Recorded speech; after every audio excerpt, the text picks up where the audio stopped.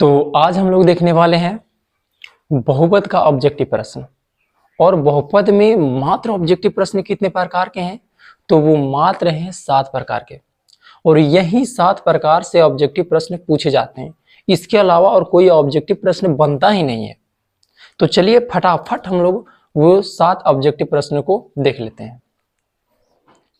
जब आप बहुपद का किसी भी बुक से आप इसका ऑब्जेक्टिव जब सोल्व करने के लिए बैठिएगा तो इसमें ये 7 प्रकार के अलावा और आपको कोई भी ऑब्जेक्टिव नहीं दिखेगा। भले ही उसकी संख्या बहुत ज्यादा रहे, ऑब्जेक्टिव प्रश्न की संख्या ज्यादा हो सकता है, वो हो सकता है 50 हो 100 हो, लेकिन वो केवल और केवल कितने प्रकार के होंगे?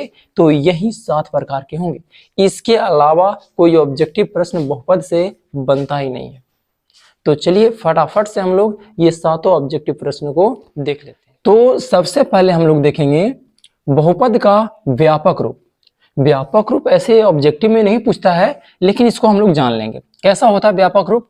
तो इसको x का पावर जो है धीरे धीरे घटते जाएगा। और देखिए x के बगल में क्या रहेगा? कुछ न कुछ कोफिशिएंट लिखा हुआ रहेगा। नहीं लिखा हुआ है इसका मतलब एक छिपा हुआ है। तो इस तरह से इसका व्यापक रूप होता है। अब सबसे पहला जो ऑब्जेक्टिव प्रश्न पूछेगा इससे, सबसे पहला वो पूछेगा कि निम्नलिखित में कौन बहुपद है। ठीक है, पूछ देगा, 4 गो ऑप्शन दे देगा और कहेगा इनमें से कौन बहुपद है, अथवा ये पूछेगा कि इनमें से कौन बहुपद नहीं है। यही सवाल पूछेगा। तो हम लोग पहचान कैसे करेंगे कि कौन बहुपद है और कौन बहुपद नहीं है?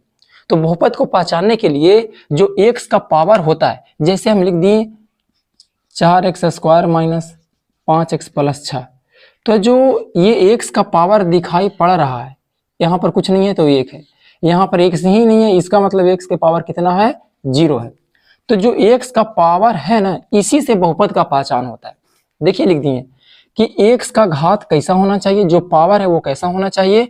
तो वह एक पूर्ण संख्या होना चाहिए। पूर्ण संख्या मतलब 0, 1, 2, 3, 4, 5, 6, 7, 8, 9, 10, ये कुछ भी हो सकता है। बात को समझिएगा। लेकिन अगर जो पूर्ण संख्या के अलावा कोई और आ गया तो हम लोग कहेंगे कि वो बहुपद नहीं है। जैसे हो सकता है कि वो x का पावर माइनस में दे दे, हो सकता है कि वो x के पावर बटा में दे दे, हो सकता है कि वो x को ही रूट में लिख दे, या हो सकता है कि बटा के नीचे में x लिख दे। तो अगर जो इस तरह के दिखेंगे तो ये बहुपद नहीं होगा। बात को समझिएगा एकदम बढ़िया से।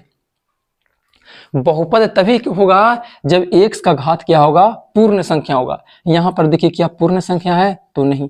यहाँ पर पूर्ण संख्या है? तो नहीं। यहाँ पर x रूट में, इसका मतलब x के पावर 1/2, ये भी नहीं है पूर्ण संख्या। यहाँ पर देखिए बटा में है, इसका मतलब जब x ऊपर में जाएगा तो -1 हो जाएगा, तो यहाँ भी पूर्ण संख्या नहीं है। तो सबसे पहले बहुपद की पहचान करेंगे। बहुपद की पहचान किससे होता है? तो x का घात से होता है। चलिए पहला क्वेश्चन समाप्त। दूसरा क्वेश्चन में कहता है कि बहुपद का घात यही है। पूछेगा कि बहुपद का घात निकालें। जैसे यही दे दिया और कहेगा इसका घात कितना है? यहाँ पर x का घात 2 नजर आ रहा है, यहाँ पर 1, यहाँ पर 0, लेकिन इस बहुपद का घात कितना है? तो घात किसको कहते हैं? तो जो सबसे बड़ा पावर होता है, x के सबसे बड़े पावर को हम लोग कहते हैं बहुपद का घात। तो यहाँ पर 2 नजर आ रहा है, तो 2 हो गया इस बहुपद का घात। और इससे 3 तरह के सवाल पूछते हैं। जैसे कह देगा px बराबर 4x के पावर 5 माइनस 6x² माइनस 8, इस तरह से दे दिया। और एक gx भी ले लेते हैं।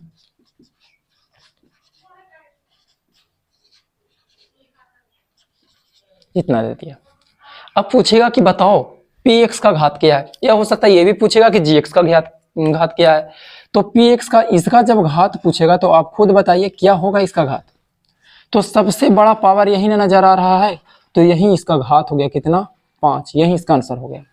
gx का घात पूछेगा तब तो कहेंगे कि घात इक्वल टू कितना हो गया? तो ये हो गया 2। इसमें सबसे बड़ा पावर यही ना नजर आ रहा है, तो जो पावर सबसे बड़ा रहेगा वही उसका क्या कहलाएगा? घात। लेकिन लोगों को इसमें गलती नहीं होता है, गलती होता है इसमें कि जब px इंटू जी एक्स का घात पूछेगा, जैसे यहीं पर दे दिया है और आपसे पूछ देगा कि इसमें बताओ P X into G x का घात क्या होगा, तो पी एक्स का घात 5 है और जी एक्स का घात 2 है, तो लोग कर देते हैं 5 गुने 2 बराबर 10, और जो कि हो जाता है गलत। तो हम लोग कैसे बनाएंगे इसको, तो सिंपल सा है, जब इंटू में पूछेगा तो क्या हो जाता है, पावर जुट जाता है, तो हो गया 5 और 2 7। आप जानते होंगे फॉर्मूला होता है ए के पावर एम इंटू ए के पावर एन, तो जब गुना में रहता है तो पावर क्या हो जाता है, जुट जाता है, और पावर को ही तो घात कहा जाता है। तो इसीलिए जब इंटू में पूछेगा कि P X into G x का घात, तो जोड़ देंगे, और जब बटा में पूछेगा, भागा में पूछेगा, तो हम लोग इसको क्या करेंगे, घटा लेंगे। तो सिंपल सा ये याद रखना है, ठीक है, बहुत आसान है, बहुत आसान है। जब P X into G X पूछेगा तो जोड़ देंगे, और जब P X by G X पूछेगा तो क्या करेंगे, घटा देंगे। बहुत आसान है, ये ध्यान में रखिएगा।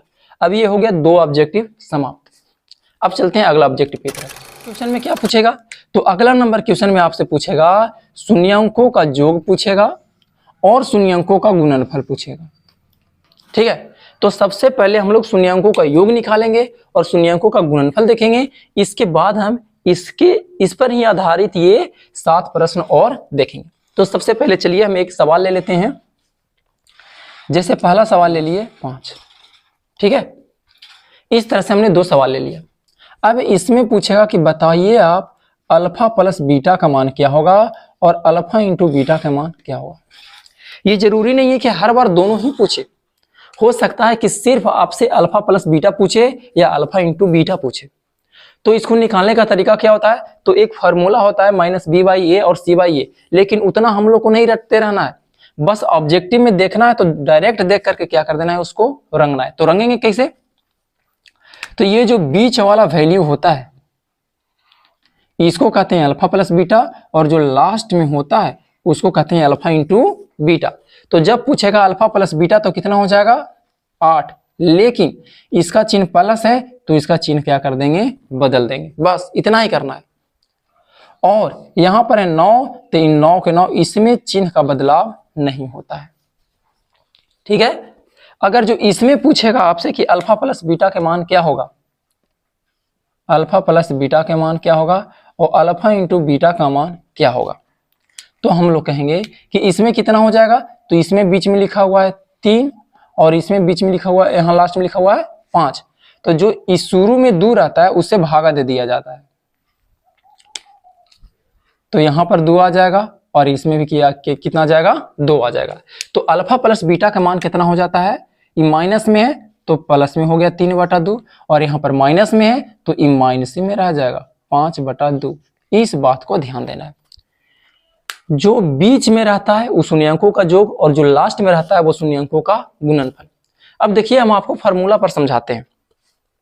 जैसे फार्मूला इसका क्या रहता है, तो द्विघात बहुपद ax² रहता है प्लस bx और प्लस c, ठीक है। और ये जो a रहता है इससे भागा दे दिया जाता है यहाँ पर और यहाँ पर, तो ये जो बीच वाला निकल कर के आया, ये बीच में क्या है, b/a है, यहाँ पर c/a है, तो इसी को हम लोग को फार्मूला रटवा दिया जाता है कि alpha plus beta equal to रटो माइनस b/a, और अल्फा इंटू बीटा बराबर क्या हो जाता है, तो c/a, और यही रटे हुए रहते हैं, रट रट के हम लोग लिखते हैं। अगर जो समझ गए तो डायरेक्ट हम इसमें भी अप्लाई कर सकते हैं कि कैसे इसका आंसर कितना आएगा।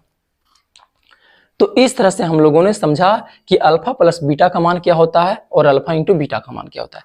अभी हम लोग जो है ना द्विघात समीकरण का देखेंगे, ठीक है, पावर 2 वाला का, पावर 3 वाला का भी देखेंगे, लेकिन पहले इसको देख लेते हैं, ठीक है। तो इस तरह से आप शून्यांकों का योग और शून्यांकों का गुणनफल निकालना सीख गए हैं।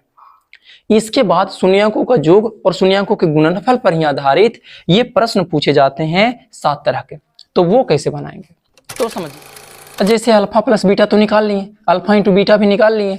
अब वो नहीं पूछेगा, आपसे पूछेगा कि 1/अल्फा के मान बताओ और 1/बीटा के मान बताओ, तब आप कैसे बताओगे, तो कहेंगे ये तो बटा में है तो एलसीएम लेना पड़ेगा, तो अल्फा इंटू बीटा ये हो गया एलसीएम, अल्फा से भागा देंगे अल्फा कट जाएगा तो बचेगा बीटा, तो बीटा में 1 से गुना करेंगे तो बीटा ही रह जाएगा, प्लस है तो प्लस लिखेंगे, बीटा से भाग दिया जाएगा इसमें तो बीटा बीटा कट गया, अल्फा बचा, अल्फा में 1 से गुना करेंगे तो अल्फा, इतना आ जाएगा। अब आप ध्यान से देखिए, चाहे बीटा प्लस अल्फा बोलें चाहे अल्फा प्लस बीटा बोलें, क्या कोई फर्क पड़ेगा, और नीचे में है अल्फा इंटू बीटा। अब हम लोग के करना क्या रहेगा, जैसे सवाल यही देगा, यही एक बहुपद दिया हुआ है और इसमें मान बताओ 1 बटा अल्फा और प्लस 1 बटा बीटा। अब सोल्व करके हम लोग इतना ले आए कि जब सोल्व किए तो आ गया नीचे में अल्फा इंटू बीटा और ऊपर में आ गया अल्फा प्लस बीटा। तो अल्फा प्लस बीटा का मान कितना निकाल करके लिया है पहले ही, -8, तो यहाँ रख देंगे -8 और यहाँ पर कितना 9, तो 9 यही हो गया आंसर। बात को समझ रहे हैं। अब हम लोग दूसरा नंबर देखेंगे। दूसरा नंबर में पूछ रहा है alpha square plus beta square. देखिए ये दो अलग अलग होता है, जैसे अल्फा प्लस बीटा का होल स्क्वायर पूछेगा ये अलग है, और alpha square plus beta square पूछे ये अलग है, दोनों एक नहीं है, समझिएगा इस बात को।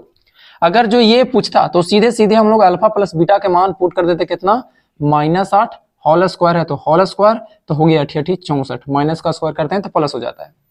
और लेकिन ये पूछा तो यहां पर कैसे मान रखाएगा, तो सबसे पहले हम लोग एक फार्मूला जानते हैं, कौन सा, तो ए स्क्वायर प्लस बी स्क्वायर बराबर क्या होता है फार्मूला, तो a प्लस बी का होल स्क्वायर और -2ab।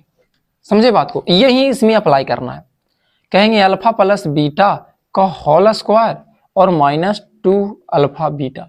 अब देखिए यहाँ पर अल्फा प्लस बीटा आ गया, यहाँ पर अल्फा बीटा आ गया और इसका मान हम लोग पहले से ही जानते हैं, तो क्या करेंगे यहाँ पर रख देंगे, जैसे अल्फा प्लस बीटा का होल स्क्वायर यहाँ पर लिख देते हैं एक बार, और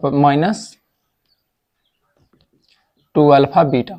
तो बताइए कितना हो जाएगा अल्फा प्लस बीटा का मान, -8, तो कहेंगे -8 का स्क्वायर, फिर -2 गुने कितना, तो 9, तो कितना आ गया 88 64 और -9 दूना 18, तो कितना आ गया 14 में से 8 गया 6 और यहाँ 5 में से 1 गया 4, ये इसका हो गया आंसर। तो इस तरह से हम लोग ये दूसरा प्रश्न भी देख लिए, तो समझ रहे हैं। और पूछेगा आपसे, ये तो पूछेगा ही पूछेगा कि अल्फा प्लस बीटा के मान बताओ और अल्फा इंटू बीटा के मान बताओ, लेकिन ये भी पूछते ही रहता है, हमेशा ये पूछते रहता है, इन सब में से कोई ना कोई एक पूछेगा जरूर। तो समझिए बात को कैसे बनाना है। ये कंप्लीट हो गया। अब इसके बाद पूछेगा ये वाला तीसरा नंबर क्वेश्चन, तो इसको कैसे बनाएंगे, तो इसको भी देखिए बटा में है तो एलसीएम लेंगे, तो अल्फा इंटू बीटा क्या हो गया, एलसीएम हो गया। अब एलसीएम हो गया तो बीटा से भागा देंगे तो अल्फा बच जाएगा, ऊपर में अल्फा है तो गुना करेंगे तो हो जाएगा अल्फा स्क्वायर, प्लस है तो प्लस, बीटा से यहाँ अल्फा से भागा देंगे तो बीटा बच जाएगा, यहाँ पर बीटा है तो गुना करेंगे तो कितना हो जाएगा बीटा स्क्वायर। समझिएगा बढ़िया से, यहाँ पर 1 बटा अल्फा 1 बटा बीटा था, तो इसलिए बीटा प्लस अल्फा आया, लेकिन ऊपर में अल्फा बीटा है तो अल्फा बचा तो अल्फा स्क्वायर हो गया और यहाँ पर बीटा स्क्वायर हो गया। अब इसके बाद क्या करेंगे, तो जैसे अल्फा प्लस बीटा के यहाँ पर मान निकाले उसी तरह से यहाँ पर भी निकालेंगे, कहेंगे अल्फा प्लस बीटा के होल स्क्वायर और -2 अल्फा बीटा और बटा के नीचे कितना हो गया, तो अल्फा इंटू बीटा। अब इसमें क्या करेंगे, इसमें अल्फा प्लस बीटा का मान रख देंगे और इसमें अल्फा इंटू बीटा का मान रख देंगे और यहाँ पर भी अल्फा इंटू बीटा का मान रख देंगे। जब रख देंगे और सोल्व करेंगे तो हमारा क्या आ जाएगा आंसर, कितना आ जाएगा, सोल्व करके देखिए तो इसे 46 निकाले थे तो 46 हो गया और बटा अल्फा इंटू बीटा कितना 9 है तो 9 काट के अपना आंसर लिख देंगे, कटेगा तो नहीं कटेगा तो छोड़ देंगे। अब देखिए एक और सवाल पूछता है इस तरह से, अल्फा माइनस बीटा क्या होल स्क्वायर, इसको भी फार्मूला पर तोड़ेंगे। हमको दो ही चीज में रहना चाहिए, या तो प्लस में या तो इंटू में, तो यहाँ माइनस में दे दिया है तो प्लस में करने के लिए अल्फा प्लस बीटा का होल स्क्वायर, ठीक है, और माइनस में लिखना पड़ेगा 4 अल्फा बीटा, क्योंकि ये भी क्या होता है एक फॉर्मूला होता है। अब यहां पर अल्फा प्लस बीटा का मान रखेंगे और यहां पर अल्फा इंटू बीटा का मान रखेंगे, तब क्या आ जाएगा, तब इसका आंसर आ जाएगा। ठीक है, जैसे सोल्व कर रहे हैं उसी तरह से इसको भी सोल्व कर लेना है। जैसे देखिए इसी में मान रखेंगे यही वाला, तो कितना हो जाएगा -8 का स्क्वायर और -4 गुने 9, तो 8 का स्क्वायर 88 64 और माइनस 9 चौके 36, तो कितना आ गया 14 में से 6 गया 8 और यहाँ बचा 5, 5 में से 3 गया 2, यही क्या आ गया आंसर। तो इस तरह से हम लोग निकाल सकते हैं। अब देखिए एक और बचा है, इसका जब पूछेगा तो 3 कॉमन ले लेंगे, 3 अल्फा प्लस 3 बीटा है, 3 कॉमन ले लेंगे तो अंदर में क्या बचेगा अल्फा प्लस बीटा, तो कितना हो गया 3 और अल्फा प्लस बीटा का मान रख देंगे कितना -8, तो ये आ गया 18 की 24, -24 का क्या हो गया आंसर। तो इस तरह से जब हम लोग को अल्फा प्लस बीटा और अल्फा इंटू बीटा निकालने आ जाएगा तो आप इन सारे को निकाल सकते हैं, वो भी बहुत ही आसान तरीके से। इसके बाद एक और सवाल पूछता है विपरीत चिन्ह वाले मूलों का योग कितना होता है, तो ये होता है 0, और व्युत्क्रम मूलों का गुणनफल कितना होता है, तो 1। समझिएगा कैसे होता है। विपरीत चिन्ह वाले मूल, इसमें 2 को तो मूल रहेगा ही रहेगा, तो एक के अल्फा मान लेंगे और विपरीत कहा है तो अल्फा, तो दूसरा का हो जाएगा माइनस अल्फा।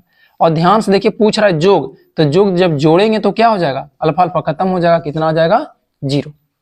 और जब व्युत्क्रम पूछेगा तो पहले का अल्फा, तो अल्फा का व्युत्क्रम कितना होता है, तो होता है 1/अल्फा। जब दोनों का गुणनफल करेंगे तो अल्फा अल्फा कट जाएगा, बचेगा कितना 1। तो ये याद रखना है कि विपरीत चिन्ह वाले मूलों का योग कितना होता है 0, और गुणनफल कितना होता है 1 होता है। तो इस तरह से ये चौथा नंबर प्रश्न क्या हो गया, समाप्त हो गया। अब इसके बाद देखिए आगे देख, तो इस तरह से ये चौथा नंबर प्रश्न क्या हो गया, समाप्त हो गया। इसको बनाने के लिए ये फॉर्मूला आना चाहिए, ठीक है। जब ये आएगा तभी आपसे ये सवाल बनेगा। इसके बाद क्वेश्चन नंबर 5वां देखते हैं, सॉरी एक और देखते हैं। ये तो हम बताएं जब स्क्वायर रहेगा तब, जब क्यूब वाला दे देगा तब आप कैसे बनाओगे। दे देता है ax³ plus bx² plus cx और प्लस d, ठीक है।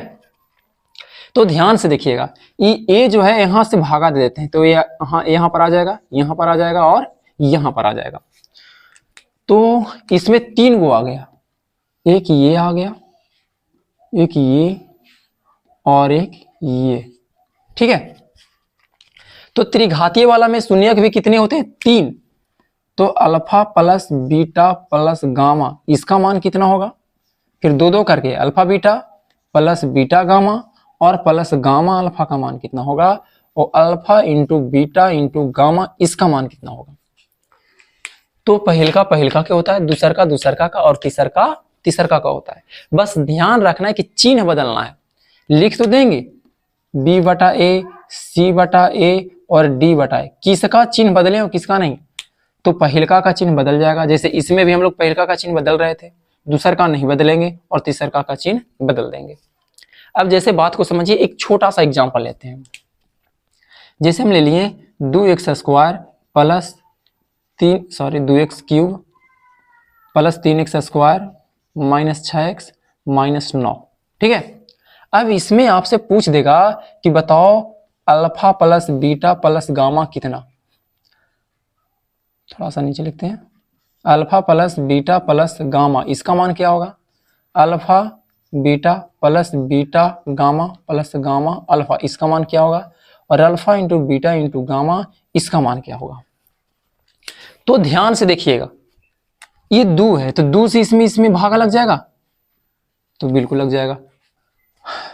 तो यहाँ 2 है तो सब में 2 से क्या लग जाएगा, भागा लग जाएगा। और इसके बाद जब इसका मान निकालेंगे तो कौन सा होगा, ये पहला वाला इसका हो जाएगा, दूसरा वाला क्या हो जाएगा, और तीसरा वाला का हो जाएगा। तो यहाँ जब लिखेंगे तो पहिलका के और लास्ट वाला का चिन्ह बदल देना है। यहाँ प्लस में तो माइनस में लिखेंगे 3/2, और यहाँ माइनस में है तो माइनस में ही रह जाएगा 6/2, काटेंगे तो कितना आ जाएगा 3 आ जाएगा माइनस में।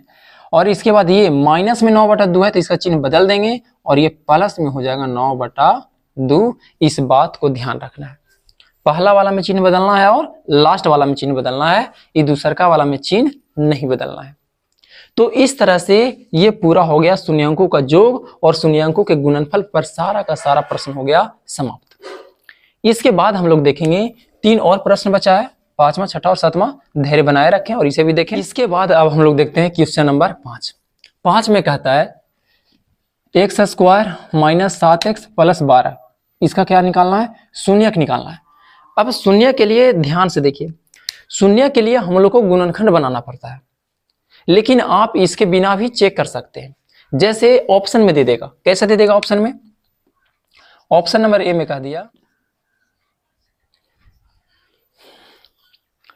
क्वेश्चन नंबर 5 में इस तरह से क्वेश्चन दे देगा, कहेगा कि इसका शून्यक निकालें और 4 गो ऑप्शन इस तरह से दिया हुआ रहेगा। तब आप कैसे बनाओगे, तो आपके पास 2 तरीका है। पहला तरीका कि उसका गुणनखंड बनावे और देखें कि कौन कौन सा आंसर। लेकिन ऑब्जेक्टिव में हम लोग को सीधे सीधे क्या रहता है, रंगना रहता है। तो हम लोग इसका शून्य, इसका गुणनखंड नहीं बनाएंगे, डायरेक्ट बताएंगे कि इसका आंसर कौन सा होगा। और वो कैसे, तो देखिए बीच में लिखा हुआ है -7, इसका मतलब इसको शून्यांकों का योग कितना होगा, 7, मतलब अल्फा प्लस बीटा बराबर 7 आना चाहिए। और लास्ट में लिखा हुआ है 12, मतलब अल्फा इंटू बीटा बराबर कितना होना चाहिए, 12 होना चाहिए।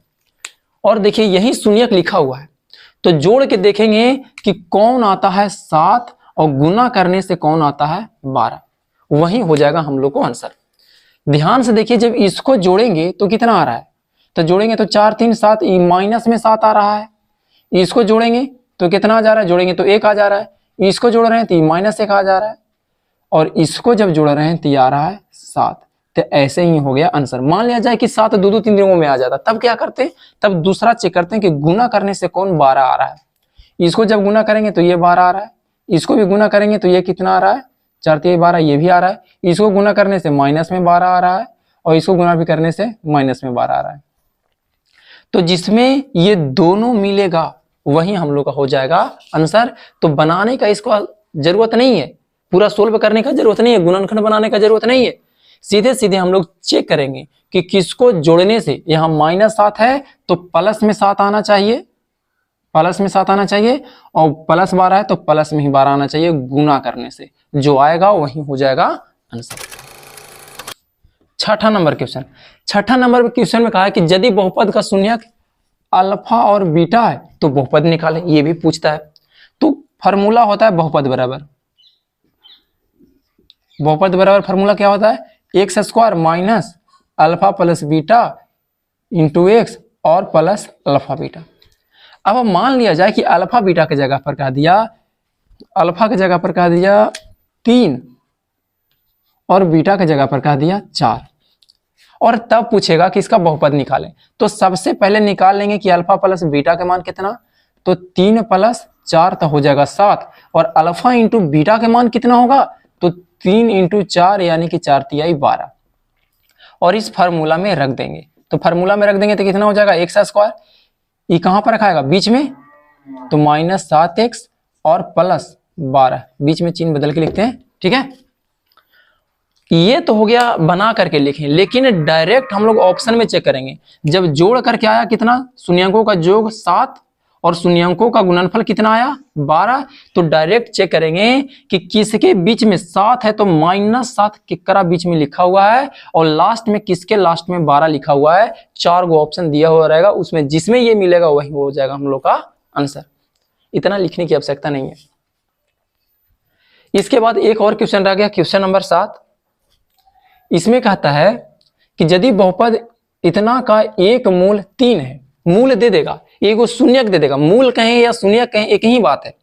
जब मूल और शून्यक दे देगा तब पूछेगा के का मान क्या है, और हो सकता है कि के की जगह पर पी लिख दे, कुछ भी लिख दे, ए लिख दे सकता है, पी लिख दे सकता है, के लिख दे सकता है, कुछ भी लिख सकता है। और ये जरूरी नहीं है कि वो के यहीं पर है, यहां पर भी रह सकता है, यहां पर भी रह सकता है। तो बनाएंगे कैसे, तो इसका मूल दे दिया है कितना 3, तो x के जगह पर कितना रख देंगे, 3 रख देंगे। जैसे 7 नंबर क्वेश्चन में देखिए लिखा हुआ है कितना, x² माइनस 7x और प्लस k बराबर 0। तो क्या करेंगे, जहां जहां x है वहां वहां कितना रखेंगे 3, तो कितना हो जाएगा 3 का स्क्वायर हो जाएगा -7 गुने x की जगह पर 3 और प्लस k का k रह जाएगा। तो सोल्व करेंगे तो 3 × 9 -7 × 21 प्लस k बराबर 0। तो यहां से आ गया -21 में से 9 गया 12 प्लस k बराबर 0, और यहां से जब निकालेंगे तो k बराबर कितना आ गया, -12 उधर में जाएगा तो 12, यही हो गया आंसर। तो आप देख सकते हैं कि ये मात्र कितने तरह का क्वेश्चन है, 7, बल्कि 6 ही कहें, क्योंकि ये तो पूछेगा नहीं, व्यापक रूप तो पूछेगा नहीं। तो टोटल इससे कितने ऑब्जेक्टिव प्रश्न बनेंगे, 6। तो अब आपको यही 6 क्वेश्चन को इतने अच्छे से रिवीजन कर लेना है कि कोई भी क्वेश्चन पूछे किसी प्रकार का दिक्कत ना हो, क्योंकि यही क्वेश्चन रिपीट कर करके बार बार यही सवाल पूछते रहता है। जब आप इन 6 प्रश्न के बना लीजिएगा तो 50 प्रश्न और 100 प्रश्न बनाने में आपको किसी भी तरह का कोई दिक्कत नहीं होने वाला है। ठीक है, अब इसके बाद हम लोग देखेंगे इसका सब्जेक्टिव प्रश्न। कितने सब्जेक्टिव प्रश्न हैं जो इससे पूछे जाते हैं।